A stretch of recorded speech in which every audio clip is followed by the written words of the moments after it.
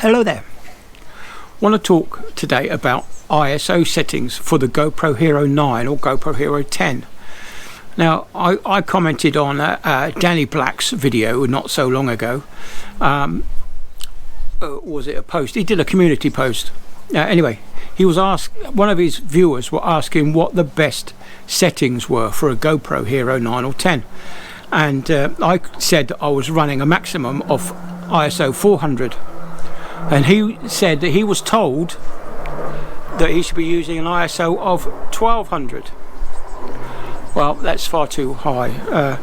But what ISO does, ISO is the speed at which the image on a stills camera, an old film camera, the ISO of that roll of film would be governed at the factory. That really meant the sensitivity to the film to light, and that's what's happening with the GoPro Hero 9 or 10. The ISO settings allows you to control the sensitivity of the sensor.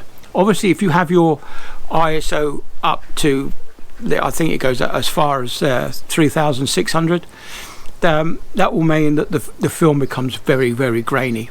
Oh, did I spit then? Sorry. Yeah, the film becomes very, very grainy. So if you reduce that ISO down to somewhere like I'm using ISO 200 now, and I'm getting quite clear photographs. It's not grainy at all. And in low light conditions, I like to use a maximum of 800, an ISO of 800. I always keep the minimum to 100.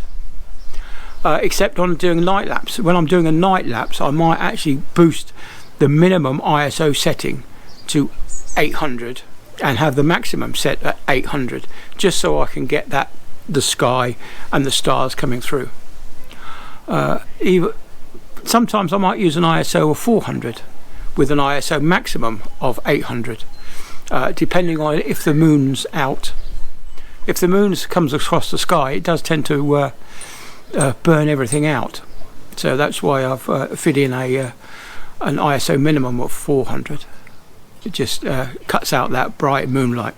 Anyway, so that's it. That's what I use. So I'm currently running this video that I'm running now is running at 4K 24 frames a second. Shutter speed is 1/48 and a neutral density filter of 64. I've also got spot metering about here, so that I don't get any of the background light levels. So I want this light level here, which is, if I had it on my nose, you might get some in the background and it might wipe the picture out. So that's what I set on the GoPro. On the back of the GoPro, you press the screen until you get a little box up. Double click the box again, you'll get a padlock symbol in the box, and that's the spot metering set for your GoPro.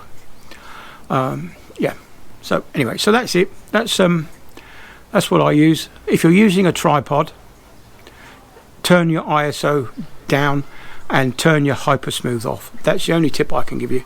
If you're using a tripod, get rid of hypersmooth. If you're using a gimbal, get rid of hypersmooth. Okay, bye then.